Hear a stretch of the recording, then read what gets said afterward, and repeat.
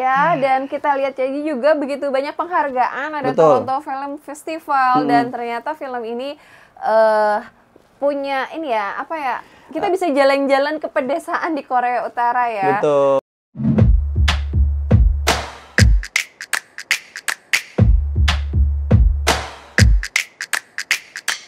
Cinepox. Kita kembali lagi di 105,3 Fox Radio Jogja, Voice of Kutus-Kutus Aksara Bali, and Sanga-Sanga. Wow, tema hari ini cukup membuat kita cry, penuh dengan bawang, karena tadi kita udah rilis tentang film Thailand ya, Yes. yang sekarang juga masih tayang, How to Make a Millionaire Before Grandma Grandma Dies. Dan ini masih berhubungan dengan anggota keluarga yang notabene juga sama nih, nenek-nenek nih. Betul. Mungkin juga kita juga karena kalau misalnya kita sudah menginjak usia manula, itu kan kadang-kadang kita suka ini nggak sih, suka kayak lupa gitu loh. Betul. Dengan betapa mereka, dedikasi mereka, kebaikan hati mereka. Padahal biasanya tuh kayak eyang-eyang kita tuh memang punya makna paling kuat itu malah pada cucu ya. Betul. Daripada kepada anak. Iya, karena paling disayangi itu adalah cucu. Bagaimanapun cucunya cucu ini pernah ada salah, pernah nakal, pasti dibelain. Bener, bahkan kalau misalnya tadi Before Grandma Dies sampai si cucunya itu gede, Betul. masih tetap dilindungi, bahkan disayangi oleh si neneknya. Ibaratnya kalau bahasa kasarnya kayak disulangi atau disuapin gitu terus Betul. pengennya. Nah, kali ini Ivan punya film nih yang tentang Grandma juga. Betul, ini salah satu film lawas Sobat Fox yang mungkin kamu juga pernah nonton di zaman-zaman SD atau mungkin SMP. Ini sempat ditayangin di salah satu TV swasta dan ada hubungannya dengan nenek, tapi produksinya beda nih, Raw. Oke. Kalau tadi kan produksi Thailand tuh. Aha. Ini adalah salah satu produksi dari Korea Selatan. Oke, Tapi wow. konsepnya cukup relate dengan pada masa itu. Oh, emang film ini tahun berapa sih, Van? Tahun 2002, Raw. Oh, Jadi wow. sekitar 22 tahun yang lalu. Oh, 22 Nggak ya? kerasa kan? Oh iya ya, aku kok 12 tahun yang lalu ya? Oh iya bener-bener 22 tahun yang lalu. Bener, wow. ini jadi yang pas dengerin kita angkatan tahun 2002, pas banget kamu lahir, kondisi lingkungan sekitar di Indonesia kurang lebih hampir sama. Dengan keterbatasan, kemudian jalan juga masih seterjal itu, apalagi buat yang emang tinggalnya di daerah gitu ya. Oke, bercerita tentang Sangwoo, ini adalah nama si cucu yang memang dia sangat nakal, Nakal dan banget. suka melawan neneknya. Tapi Sangwoo ini ceritanya masih kecil ya. Masih kecil. Jadi ya bandel-bandel anak-anak lah. Ini sebenarnya kalau kita ngomongin premisnya nih, ini sebenarnya cukup simpel. Di sini kita tidak diperlihatkan banyak adegan atau dialog, Iya. lebih mengutamakan ke gestur. Oke. Kemudian si anak ini, yang si Songwoo ini emang dia pinter banget aktingnya. Dan mendalami banget, sepertinya kita dibikin kesel di 30 menit pertama, Ral. Iya, karena Sangwoo ini mencuri jepit rambutnya si nenek hanya untuk beli baterai. Baterai, karena dia adiksi banget sama yang namanya game watch. Oh Zaman my dulu kan God. waktu Jadi kita zaman kecil dulu, kan. sama ya, si Iya M kan? kan juga suka main video Video game, game. tapi video game online. Nah. Nah, si Sangwoo ini ternyata suka main game watch. Bener, game watch yang zaman dulu juga happening banget.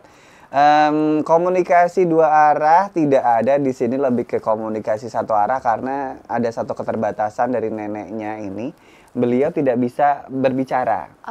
Kemudian tapi beliau masih mendengar, cuman kayak kesulitan berbicara dan ada satu gestur. Mungkin ini pas kamu nonton di YouTube baru kamu lihat ya, gesturnya sering begini. Dia kayak 2 kali memutar bagian dada sampai perut gitu dengan arti adalah minta maaf. Itu dalam banget. Jangan sampai aku nangis, Sobat Fox. Jadi film ini memang istimewanya tidak banyak kata-kata, tapi banyak sekali gestur dan Mimik mungkin, kali ya. yang bisa membuat kita, emosi kita teraduk-aduk, Sobat Fox semua. Dan juga penonton juga dibuai dengan kenakalannya si Sangwoo dan bagaimana responnya si nenek yang sangat sabar menghadapi kenakalan si Sangwoo. Betul banget. Seperti yang tadi udah kita bilang nih, biar kamu punya gambaran untuk apalagi buat yang nonton kita di YouTube, kita tayangin dulu trailernya dan juga tentunya kita nanti akan bahas setelah kita nonton trailernya yang satu ini. Benar, ini dia.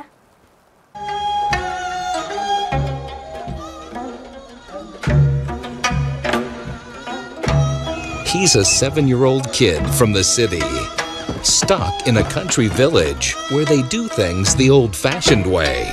He may not like it, but he could learn to love it.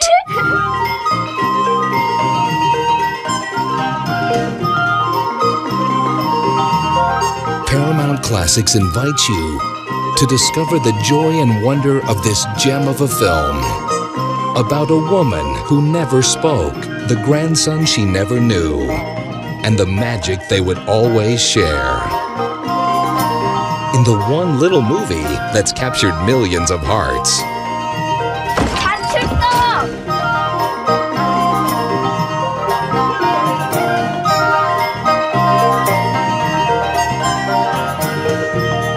The Way Home. Itu dia trailer dari The Way Home, Sobat Fox, satu film tahun 2002. Sekali lagi ini garis besarnya adalah kedekatan antara seorang cucu laki-laki dengan seorang neneknya. Ya, dan kita lihat jadi juga begitu banyak penghargaan, ada Toronto Film Festival, dan ternyata film ini punya ini ya, apa ya, kita bisa jalan-jalan ke pedesaan di Korea Utara ya. Betul. Ini Korea Utara, Korea Selatan. Aku betul-betul aja ya Korea Selatan Sobat. Tapi emang bahasanya seperti Korea Selatan, Korea Utara. Ini kalau di Rotten Tomatoes dapat skor 79% untuk audience score. Kemudian untuk dari para kritikus hebat banget 100% Sobat Fox dari para kritikus film. Dan ini bisa kamu tonton untuk filmnya sendiri. Ini di salah satu layanan streaming. Ini kalau kita ngomongin premisnya, Ro. Ya.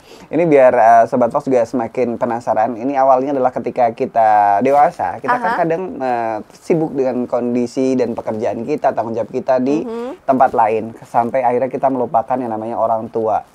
Ini juga berlaku untuk orang tuanya si Sang-woo yang seorang single parents. Yang ternyata sepertinya kurang berhasil untuk bisa hidup di kota, di Seoul. Akhirnya dia karena meninggalkan banyak hutang, dia memutuskan untuk menitipkan sementara si Sang-woo ini kepada neneknya.